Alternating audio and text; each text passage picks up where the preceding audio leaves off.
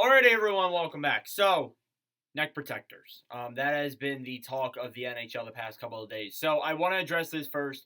Rest in peace to Adam Johnson. That's why this video is not monetized. It's a horrible thing to go through, especially dying playing the sport. So, I want to say this. It's rare this happens. And I'm not trying to, say anything bad about what happened to Johnson. What happened to him was absolutely horrible. It's rare.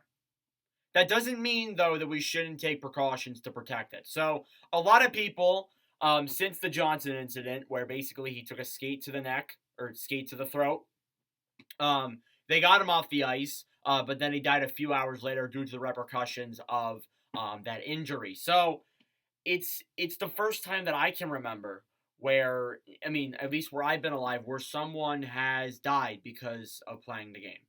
And it just goes to show that this is one of the most dangerous games on earth. There's nothing to dispute it. It's got to be the most dangerous game on earth.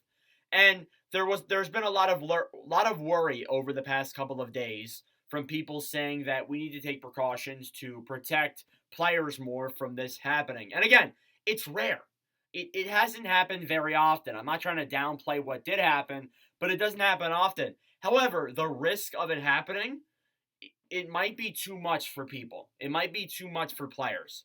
And if let's say I'm not trying to make a big example here. Let's say an NHL player goes out onto the ice, takes his skate to the neck, and dies on the ice.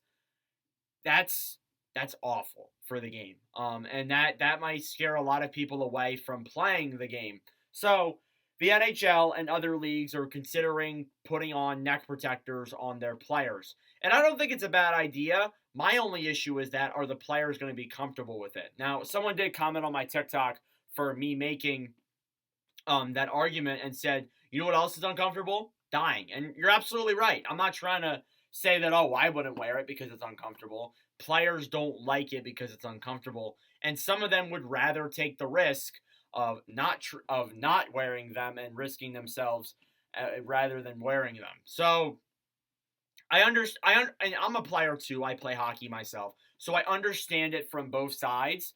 And it's going to be a big discussion for a while now. The English Elite Hockey League, the EIHL, which is the league that Adam Johnson was playing in when he passed.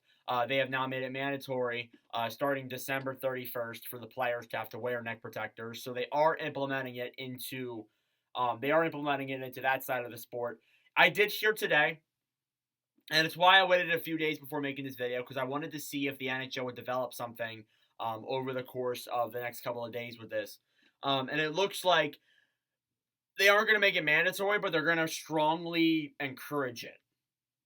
That's kind of strongly recommending players to wear it, which I feel like is probably the best you can do. Because if you made it mandatory, I feel like there would be a lot of uproar from players.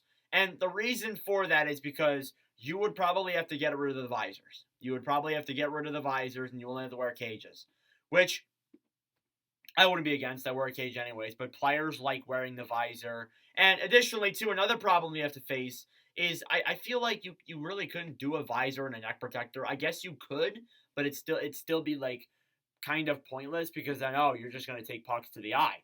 And people have taken skates to the eye. Like a few days ago, Jacob Lauko of the Boston Bruins literally had that happen to him. So it's a big argument, and it's kind of a controversial one too. I thought I should share my opinion on it. I'm not against it, but I get why players wouldn't be for it either. So that is my thoughts on it. Apologies for the short video today. Tomorrow's the 1st of November, so we're going to do our November power rankings for the NHL. So I'm going to be working on that tonight and tomorrow, obviously. But regardless, thank you all for watching. If you enjoy, make sure to leave a like. Hit that subscribe button down below. I greatly appreciate it. But anyways, thank you all for watching, and I'll see you guys in the next video. Adios.